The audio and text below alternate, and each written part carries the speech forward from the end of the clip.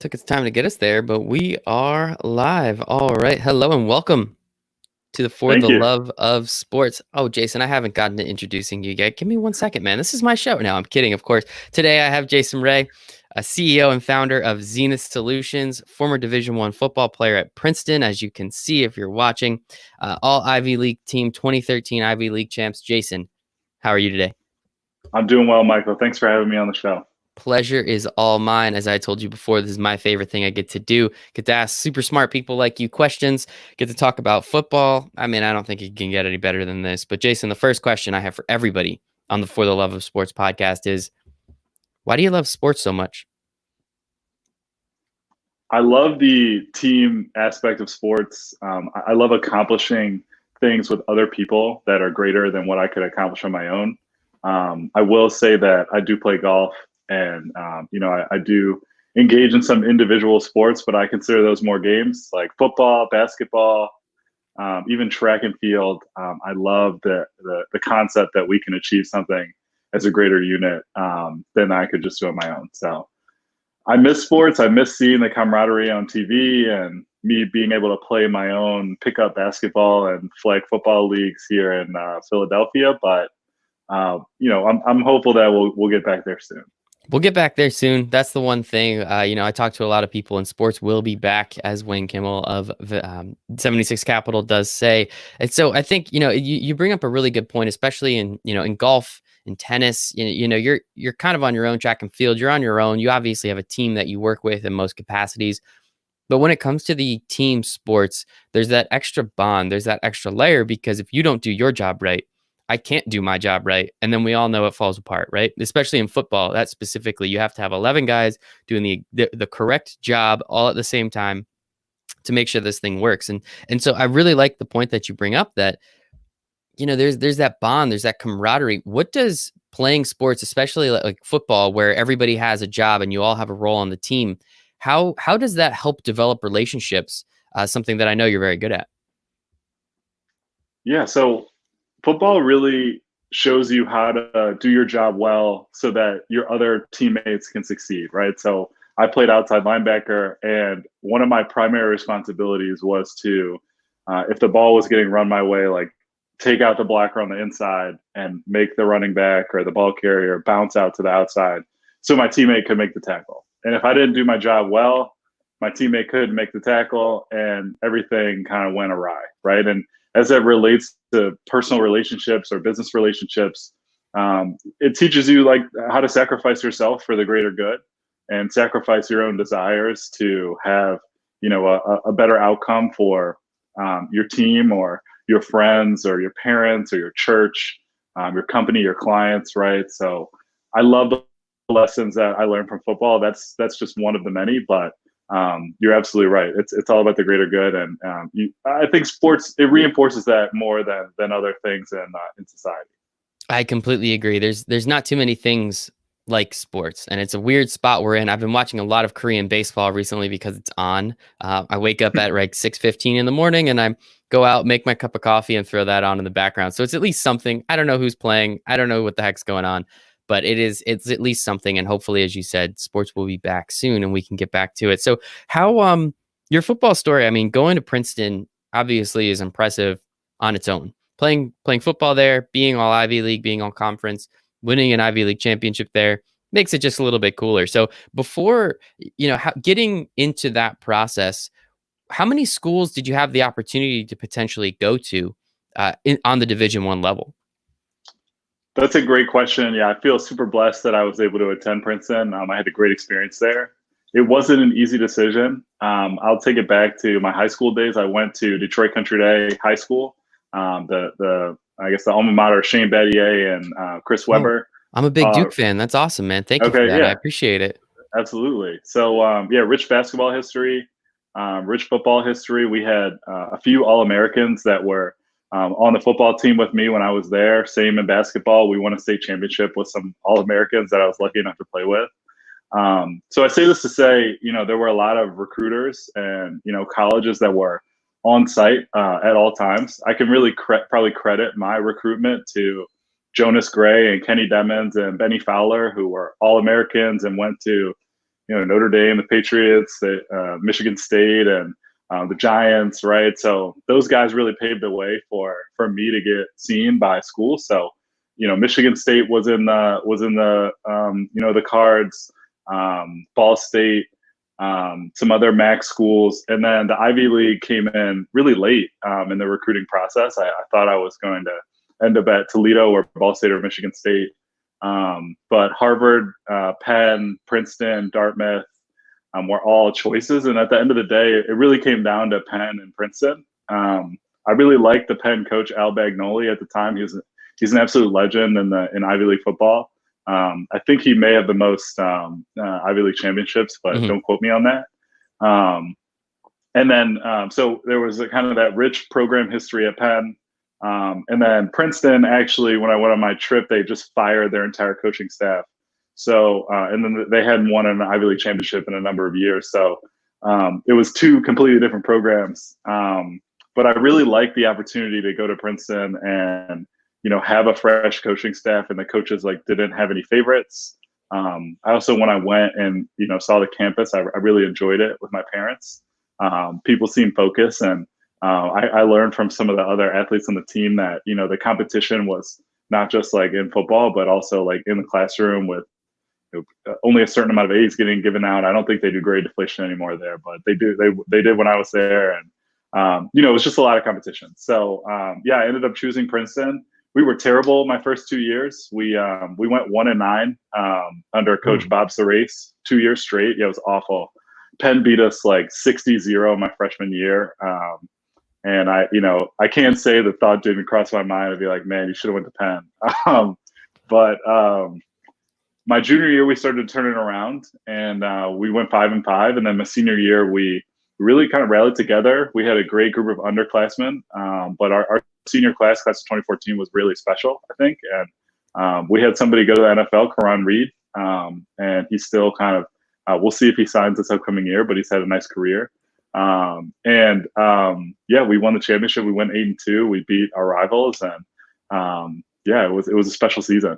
That's awesome, man. That's awesome. And congratulations on all of that. I mean, I live about 20 minutes from Princeton, so I've been to the campus multiple times, went to a couple parties there. It looks like Hogwarts the first time you roll up there, and you're just like, where am I? This place is from the ancient times, but it's so cool there. And, as you said, it's the competition on the field and off the field, which I think is really cool. Princeton is obviously known. All the Ivy League schools are very well known for their academics and, kind of, I don't want to say get made fun of for sports, but, everyone kind of realizes what they are when it comes to sports. The opportunity really can't give out scholarships. So there's a lot of things that do hold them back. But in certain capacities, it's still, if you have the opportunity to go to an Ivy League school, that is going to, as you have to obviously put in the work, of course, but that's going to help carry you for the rest of your life. You can always put on that Princeton polo, say, yeah, I graduated from Princeton. There's only so many people on planet Earth that can say that. So it's just a little extra cachet, a little extra clout that gets involved too. But obviously the academics that come with it, I think, are very important, of course. And so, I mean, with a team like Michigan State, with a team like Ball State, Toledo, these are legitimate schools. You brought up the MAC, everybody, on Tuesday nights, MACtion, everybody loves that stuff. So what was it, just the opportunity to go to one of these Ivy League schools that really cut it for you? Understanding, again, you may have had some sort of scholarship to go to some of these other schools. Yeah, so I mean the facilities. Let me just start by saying the facilities at Michigan State and even Toledo were excellent. And they dwarf Princeton and Penn, right? I think those schools have had great facilities over time, and I'm certainly thankful. But it was nothing like the Big Ten or the MAC. I was really stuck on wanting to go to Michigan or Michigan State, and my parents really shut that down early once the Ivy League schools came into the picture. So I cannot give any credit to myself. I've been blessed to have two really supportive parents throughout my entire life. They've taught me a ton of lessons and initially got me involved in sports, and taught me how to play golf when I was 6, and got me on the basketball court. So once Princeton was the first school to show up to one of my track practices junior year, and once I told my mom that they were there and I met the coach after school, she was like, I actually think she told my high school coach not to accept any schools outside the Ivy League to talk to me at school. So like the others, I didn't hear from like Toledo or any other schools like after that. So Shout out to your yeah, mom. shout She out. probably Yeah, did the right thing. You know, maybe at the time you were a little pissed off about it, but at the time, or now looking back on it, hindsight, of course, is 2020, and I think she made the right decision on that part. And like, so while you were there, you know, you kind of went over it. Terrible the first 2 years. Started coming back that second year, 2013, and I'm pretty sure that's the year. When were you all Ivy League? What year was that? Was that your senior year? that was senior year. Okay, so senior year, So you won the Ivy League championships, and we're all Ivy League. that's correct. That's sweet, man. That is poetic. That's perfect way to It end it, was right? excellent. It was excellent. One of the best memories of my life was that season, and we put in so much work in the off season, and we had some special guys on the team as well. It wasn't just me. Of A lot course. of my teammates set me up for success. Like I mentioned, I played right next to Karan Reed. He was getting triple teamed. I was, you know, kind of running scot free and making plays when I could. So it was really special. I will never forget it. And I really credit it to the hard work that we put in, our coaching staff, and the people that we had on the team. That class, that group of 2014, we're all still friends. You know, those are a special group of guys that I will, you know, forever, you know, have a really soft spot for and love. Absolutely. When you go through something like that, especially, you know, we were talking about that bond before, you're never going to lose that bond. You know, you'll always have those memories together. You'll always have, hey, do you guys remember when we won all Ivy League? You know, when you won the Ivy League championship? Like that is, it only happens once a year. And, you know, in certain years, it might not happen. You know, hopefully we'll see what happens with this year and everything gets fine. But, you know, it only happens once a year and you get that opportunity. You're in the Princeton record books forever. You're always going to be there. And there's always just that bond between people, especially as you said, that class of 2014. You did this for 4 years together. You guys went from 1-9, 1-9, 5-5 to 8-2. So you were there from the bottom. It's not like you showed up to a school like Duke. Again, I'm a big fan, but I'll be honest. It's not like you show up to a school like Duke and it's like, all right, you're number one in the country just because of the name. It's like, no, you actually Right. had to work for it, which I think is pretty cool too. It is cool, and we did work for it. We worked hard, and you mentioned the memories that come from that championship season. They certainly are very vivid and rich in my memory. But the memories of toiling in the weight room when we were 1-9, and you know, practically getting spat on by our coaches and fans, is what I remember even more. So it's certainly a special memory, and there is beauty in the struggle.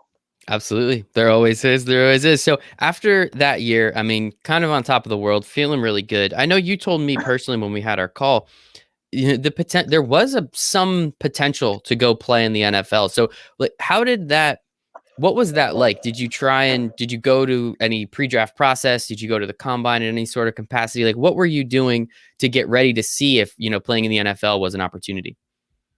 Yeah, going to the NFL was always a goal of mine. Basketball was certainly my first love, but I figured out that I was more talented and had a better shot, probably my junior year in high school. And I do better when I have a focus for the long term and there's a goal in the future. And the NFL was a great goal to have. So early on in my career, I think my teammates probably noticed that I was really focused on getting better and improving my craft and watching film and trying to excel in the weight room because I could feel that there was the next level for myself. And again, testament to my parents who never really ruled it out. They're like, yeah, you could go. Like, how's the, you know, how are meetings? How is practice? Like, what are you getting better? Were questions that they frequently asked me to make sure I still had the right mindset. So senior year, because of the good season and because of my success individually, but also as a team, there were some camps and or some NFL teams that showed up on campus to do measurements. I will again credit that to Karan, like he was an obvious draft prospect, so they were certainly coming to see him first. But I got measured by a couple teams, the Redskins and the Seahawks, to name two. And you know, I felt that just based on that process, number one, they were far more interested in my teammate than me, but also I did have a great internship the summer before my senior year that opened my eyes to an area of business and finance that I didn't know that it existed prior to that summer. And I really enjoyed it. And I thought that there was opportunity for myself to excel in that environment. And I did well kind of in the internship. And, you know, I kind of figured out that I could have success there just like I had in sports growing up. So yeah, I made the decision to focus on writing my senior thesis, and I actually right after the season I accepted my full time job offer to go back to Lincoln Financial Group where I interned, and that was kind of the turning point for me to say I have another focus. I've got a different purpose than going to the NFL and playing. I certainly wouldn't have gotten drafted. You know, there was no combine invite for myself, but some other members of my team and the class before and the class below have had success, you know, making the roster kind of in training camp and showing up and being undrafted, an undrafted free agent. That was certainly a path for me. You know, I don't know if my coaches may say differently, but in my mind, it was definitely a path. But I chose against it, and I felt that number one, I wanted to excel in a different space that I found interesting. I think so. Just a couple things, a couple points. You know, you bring up the fact that Karan was a clear prospect, and sometimes that bodes well for other teammates. You know, you hear it every year in the draft. I'm a huge draft junkie, so I watch just about all of it, especially this year with nothing else on.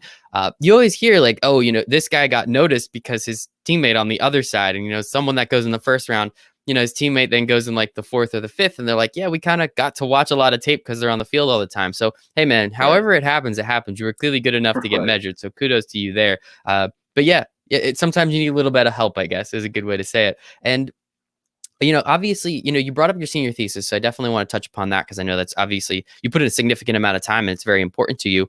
But what was it like just kind of being able to say, like, okay, like you had this goal of going to the NFL. Was it a possibility? Sounds like you could have been an undrafted free agent in some capacity. But what was it like finally being able to say, like, you know what? I'm going to let this go. You know, I'm not going to play football anymore and making that decision on your terms. That's a great question.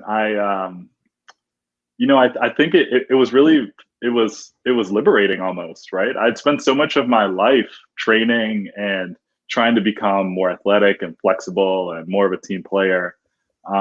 And once I kind of made that decision, I told my parents. They were a bit surprised, but they were supportive as always. And it felt really good. And it felt good to focus on, you know, finishing my year. I had a serious girlfriend who's not my wife at the time. So we got to spend a lot of time together, whereas I would have been like training for the Hmm. draft. And I got to enjoy my friends in my senior spring, right? I really built relationships with my teammates as we were all mostly finished, except for, you know, a couple people that were still trying to go to the NFL.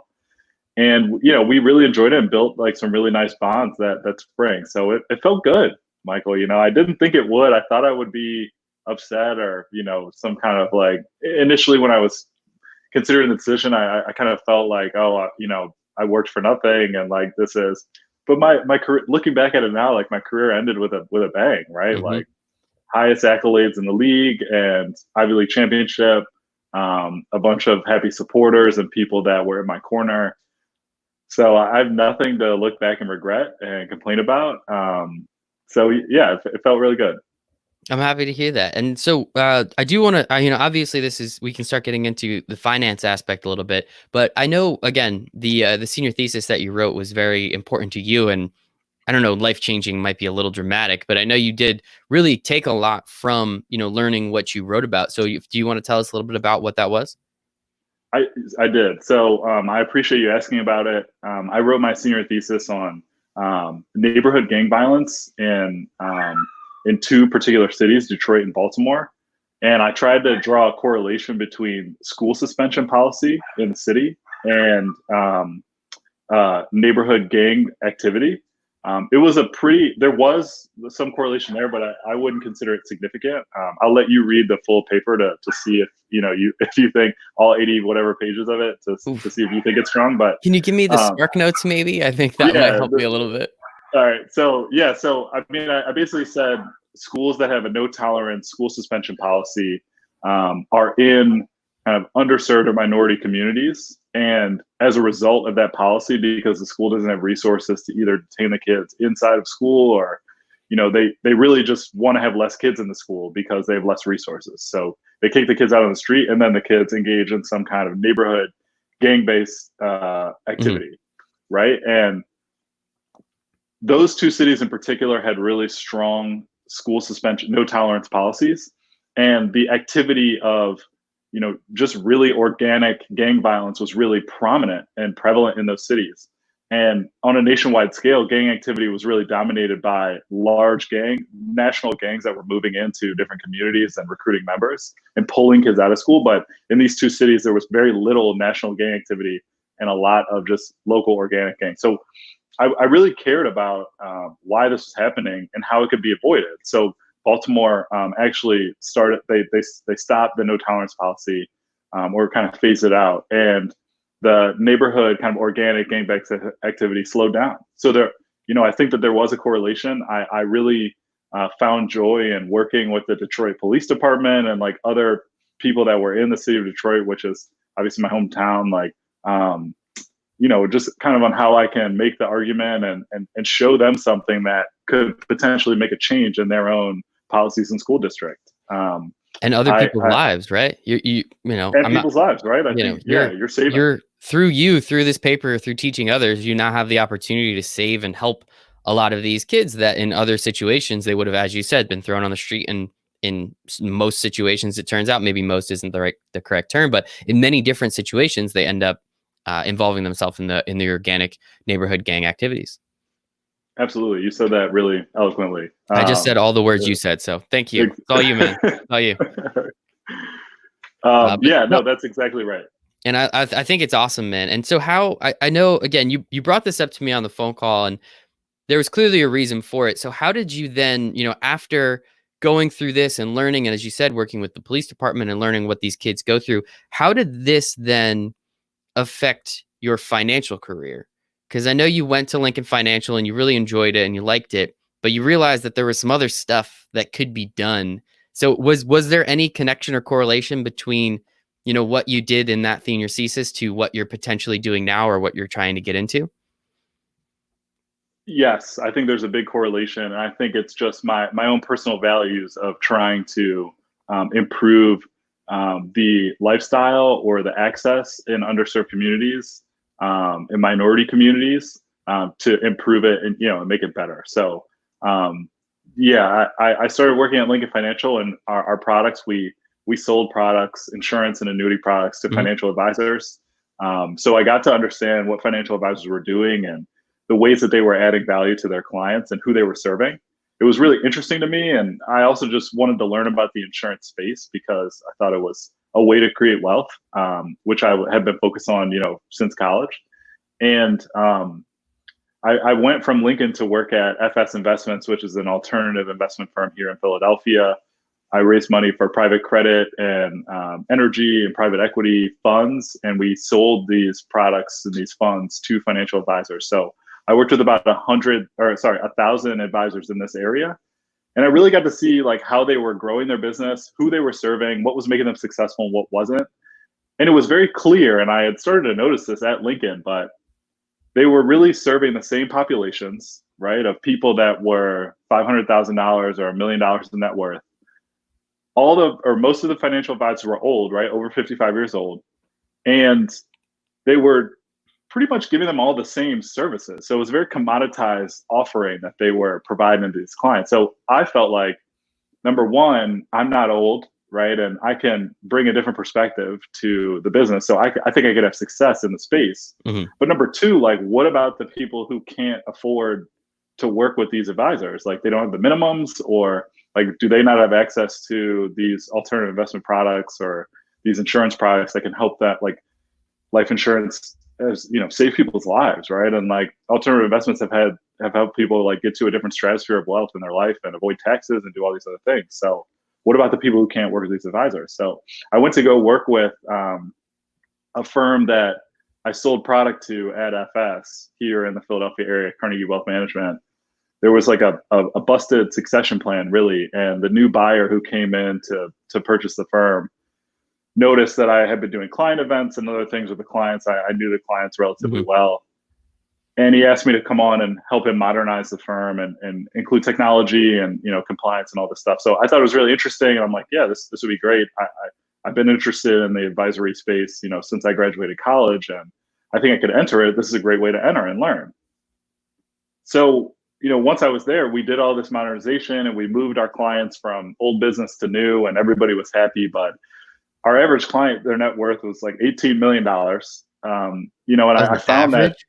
average net worth 18 Ooh. million. And I found that, you know, people that were in my family or friend group or just broader community asking me for advice on social media or, you know, in person Hmm. or calling me, whatever. And I literally couldn't serve them because they didn't meet our Yeah. net worth or investable assets minimum.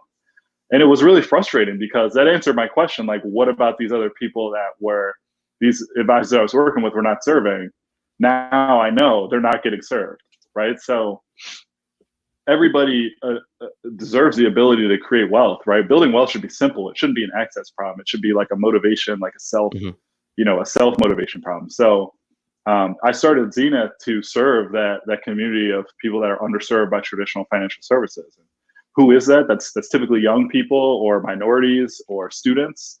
You know, we don't discriminate in who we work with, but I think we attract people that, you know, can't go to Morgan Stanley and get financial advice from a super high quality financial advisor that has a large minimum.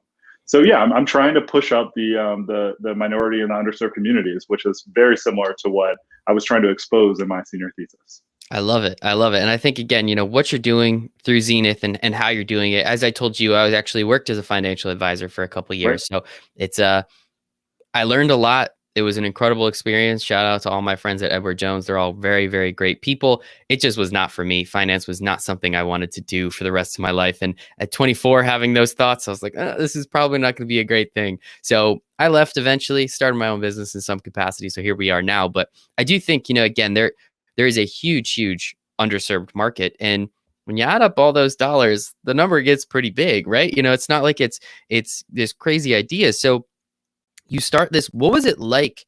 You had the idea to start it to help the underserved market, help minorities, as you said, people that have this access problem, which is a really interesting way of putting it. How do you go about starting this type of business, especially from scratch?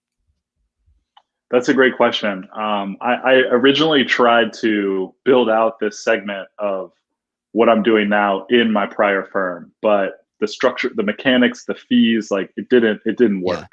So I became convinced that I'd have to, you know, start it from scratch. And I learned how to create the business and add technology and compliance and register with the state, like from the LLC formation all the way up to profitable business because we, you know, created a new business at Carnegie and we moved all the clients. So I had the knowledge of how to like get the Hmm. business structure in place and create offerings that people could purchase and pay for. So yeah, that's where I started. And I had a 3 month non-compete. So in that first 3 months, I kind of got Zenith on board and got it ready to go. And then in September of last year, we launched. And, you know, I had kind of hinted to a couple of people that I was doing what I was doing, you know, trying not to break my non-compete, obviously, but you know, people started to become aware. And initially, a couple of people like gave me a chance to help them, you know, create plans or invest or better manage their savings management and their cash. And you know, that grew like a referral base. And as I provided quality service to one person, they introduced me to another. So it's grown really organically. I broke even last month, as we talked about. Just so in 6 months, you know, and I think that that's a credit to number one. There's clear demand Hmm. from this part of the, you know, from this demographic, right? These demographics, I should say. And then, you know, the barrier to entry, like I said, this is a very commoditized space. So the services and the technology that services this industry is not overly expensive. So breaking even doesn't mean that I'm generating like hundreds of thousands of dollars in revenue, but you know, so it's a dynamic of those things that's allowed me to kind of get to this point. But yeah, I've learned more from my clients than I've been able to deliver value to them. I feel like, right? They've given me so much feedback and encouragement and ways to make the business better that you know, it's helped me grow and it's helped me attract other clients by being more clear or you know, making sure I'm catering to the things that they want or making sure that I'm soliciting feedback in the right way. So yeah, it's really been really organic. I think the next stage of growth for me is, you know, taking these learnings from what I've kind of developed from these initial clients and these early adopters and creating that into a package and deliverables that I can deliver to, you know, a wide audience through educational materials and courses and other kind of classwork that can benefit a much broader population than the one that I'm currently serving, which is definitely the mission, right? I want to help millions of people. I love it, man. I love it. And if there's anything I can do to help you help a million people, I'm all for it. So I think again, there's such a need for it, and as you said, it's a testament. Also, want to say, I'm sure, yes, the market is there, but I'm sure the hard work that you're putting in is very existent as well. I'm sure there's a very big portion of how you've become you've become successful. In my words, so you can use what you'd like, but breaking even in 6 months is incredible, especially with 2 of those months everybody being stuck at home. I don't know if that makes it easier or makes it harder, but it makes it something. And no matter what you did, man, kudos to you on that. And you talk about the non-compete again, coming from the business. It's always funny hearing financial advisors talk about non-competes because let's be honest, they all break them in some capacity. So it was always very funny to me when someone left or came. It's like, oh, how did you all of a sudden find $3 million? It's like, oh no, they found me. It's like, oh, okay, cool. Sounds good. I'm not here to point fingers, but you said you're structuring it for people of students, of minorities, of young professionals. So obviously, as you said, you're trying to help people that don't have an average of $18 million. You're capable of breaking even, and as you said, it's not like you're making $1 million yet, but it's because the technology and the services are a little less expensive. How is the business set up? Like, you have to obviously make money, because if you make money, then you can help more people. It's very easy. That's just kind of how it works. So how is it set up? What are the fees and structures? Maybe you don't have to tell us the exact numbers, but how is it set up that it allows you to make the money that you need to provide the service that you can without completely overloading yourself and needing a million clients to make sure that you're making the kind of money that you want? Right. That's a great question. So I've structured it in a way that can hit all three of those groups that you mentioned, right? So kind of the student, the young professional, and the minority. There's 3 packages that we deliver our services to, and it's all with the idea that building wealth should be simple, and we're going to keep it simple, but we're going to try to make it easier, right? As my coach in college taught me, like, Jason, the playbook is simple, but like executing the plays is not easy. So we're trying to make it easier for people, and we do that through 3 packages: learn, grow, and freedom. So learn is really to start to understand your options financially, and making sure you have the concepts that you need to understand the different choices you can make with your finances to grow your net worth or achieve your goals. That's a very low cost offering that students are currently using. Foundations, nonprofits, that can be rolled out to a broad range of people.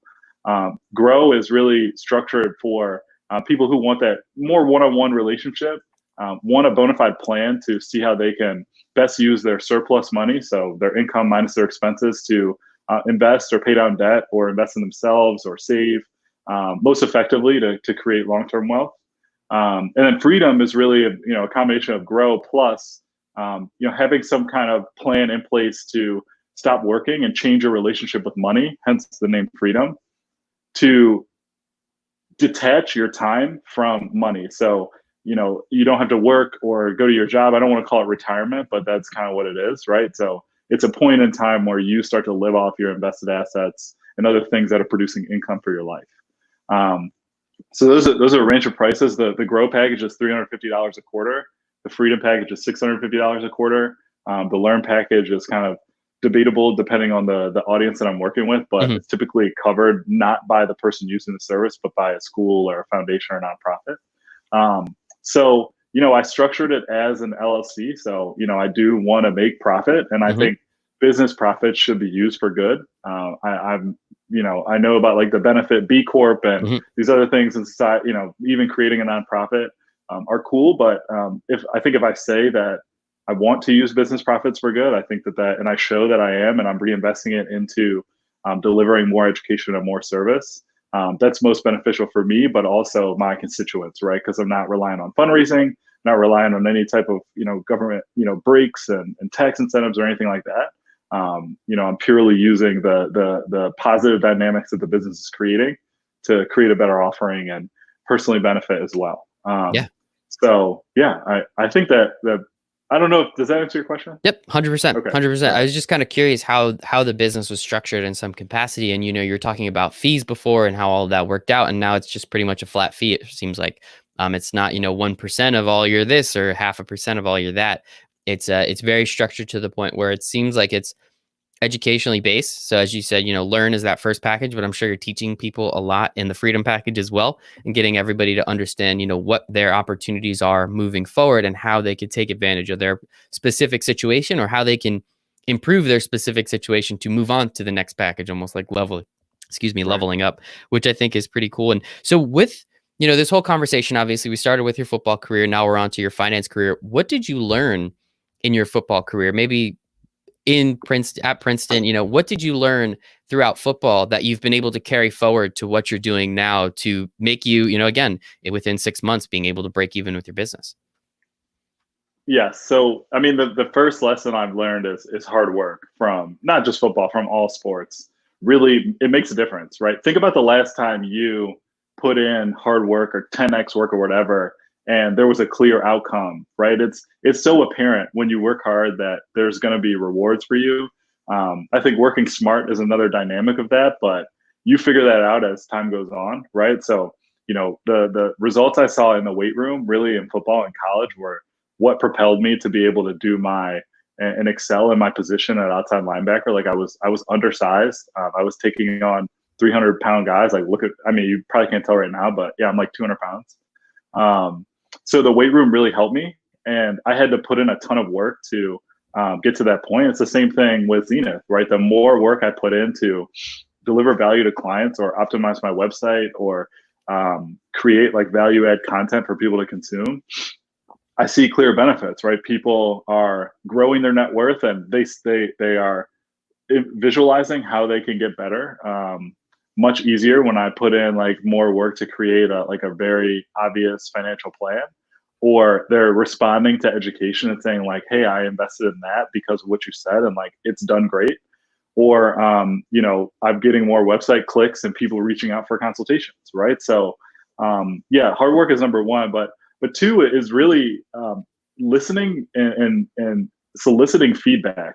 And this is something that I've really I started to learn in football and basketball, but it's really gotten amplified, honestly, in my marriage, right? So, like listening to coaches and implementing feedback, or listening to your wife and like taking feedback and changing what you're doing is so important in football. Like it was, Jason, like you're taking a false step with your foot on out of your stance. It's causing you to delay your reaction to the play by a half second, and therefore the running back gets outside and scores a touchdown. Like, so I changed my footwork. The next week, I'm able to shed the block and make the tackle for a loss, right? And it's very clear, right? And like that was only because we watched film with my coach.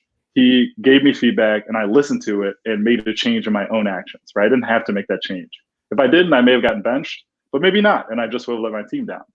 Same thing with Zenith, right? Like my first client, my value proposition wasn't so clear on the front end. So she said, "Hey, Jason, like you should think about like doing more clearly defining the deliverables and like the timeline around the service, so that because before I started, I wasn't really clear about what you could do for me. But now that I'm in it, like I get it. So you should." So I changed it, and I changed and I solicited feedback from other clients, but I listened and I changed like the way that I delivered the value proposition on the website and in person when I talk to people. And I've seen people convert faster into the business than they were doing before I received this feedback. So that's huge, and that's a learning that I don't think I would be able to take that kind of coaching or feedback, or I don't want to say criticism because it was from a positive spirit, but had it not been for sports and me, getting, solicited and unsolicited feedback from coaches throughout my entire career. Yeah, exactly. And I think that's why I wanted to ask that question, because I knew there was an answer somewhere. I always think, sports can teach us so much in multiple different fashions, in many different ways, and really understanding where the positives are. We talked about the bond between you and your teammates and what that was like, and being able to go through the trenches and as you said, I think toiling away in the weight room when you're 1-9, and being able to do that together. What does misery love? First off, it loves company, but also the fact that you're able to grow together. And as you said, then being able to take that feedback, as you did from your coaches, from people that know, from clients, the people that you're trying to attract in some way, shape, or form. So I think obviously you did the best possible thing there was listen. And then that allowed you to, become more successful over time. Now, some people give feedback and it's bad. But some people get feedback and it's good. And you just kind of have to figure out what works for you personally. And clearly you were able to take some of that good feedback and now make yourself even more successful for it. So what, these last couple months, you start a business in September, and then by March, the world shuts down, and the world has been shut down, and it looks like it will be at least for another couple weeks. How has that affected you personally, and how has it affected the business, positively or negatively? So, Michael, I'm blessed to be a homeowner in Philadelphia with my wife. We've got a nice house and a dog. So personally, I found a lot of comfort in the fact that I've got a nice home that I can spend time with my wife and my family. This time has really taught me what's important in life, and maybe not taught, but just further illustrated. Yeah, right. reinforced. So a lot of reinforced. Yeah, that's the word. It's showing me that I can still be happy and find happiness when I'm sitting here reading and like having a conversation or breakfast with my wife, or, making woodwork in the basement and creating this, a new desk, like, rather than like running around and going to bars with friends or acquaintances even, or doing other things in the world that I'm spending money on, but may not necessarily be worth it. Mm-hmm. So it's been really, it's been a great reset and teaching moment, I think, for me personally.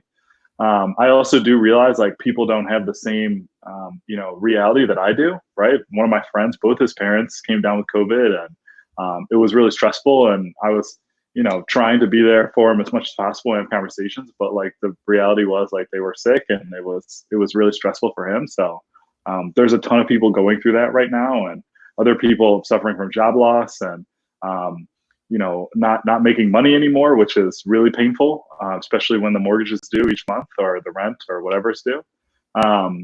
For me, I've been blessed from a professional standpoint that people are really thinking about their money in this environment, right? Like things are going on. They either think there's an opportunity to invest and make money for the future, or they're saving more money and they want to think about what to do with those savings, or they don't have money or income anymore because their job is shut down and they need to figure out how to kind of survive. Or they're entering the workforce. In a student's case, they're entering the workforce and maybe their offer got rescinded, or there's some uncertainty and they want to figure out how they'll be able to support themselves coming out of school. So people are focused on what their money is doing for them right now. And I think that makes Zenith really relevant. So like I said, March was my break-even date. April, I tripled my revenue from March to April, because I think people, this is so on their mind right now. And this period is one where people sit back and they're like, wow, I'm saving and I'm doing this and X, Y, Z. But I want to get to the next level. How do I do that? Wow, I just saw Jason's Instagram post. Like, let me contact him. Or, my clients are referring me to people that they're having conversations with right now. And, we're able to meet and I can determine that I can add value to their life. So professionally, it's been great. We'll see what May brings. It started off well, and I'm super blessed in that regard. I think that is also another reason that entrepreneurship is important, and that's a big part of our, financial literacy and education, right? Like being an entrepreneur is a very viable career choice, and you really have the ability to control your outcome a lot more as an entrepreneur than you do working for a company, or living on some kind of pension or family assets or whatever. So I'm definitely blessed, but this was this. I'm not going to say I saw this coming, but like this was premeditated from the fact that I took a leap of faith to bet on myself and my own talents and my own work ethic to start a business that, could maneuver its way through an environment like this versus being subject to, my employer saying like, hey, we're closing our doors for the next couple of months. Exactly. It allows you the opportunity to go do whatever you want. You can still go out and get sales, right? You can still go out and talk to people, and maybe not, just educate, help others. As you've said, you have been able to gain relationships through relationships. And that's that network effect. That's that spider web effect, where you're a really great person helping someone else. They're obviously going to tell their friends. Hopefully they told all their friends. And then that's the way you can possibly just grab a couple more of them and just help them and educate them and get them to understand what's going on financially in their lives, but also just in general, and how they can prepare for something in the future, which I think is very important. And so talking about the future, what are what are some future goals? When are you going to hit 1 million? When? No, I'm kidding. What are some of the future goals that you have coming up for the business and even personally?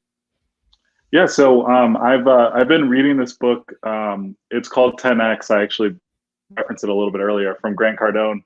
It's very like cookie cutter kind of sales or inspirational messaging, but I need that reinforcement sometimes. It gets me juiced up. He's really inspired me to think about all my goals and just like literally putting a 10x to each goal, right? I even started calling my wife's new nickname is 10x because she's been like telling me like, no, you need to think bigger. Yeah, I had a goal to break even by March, which I did.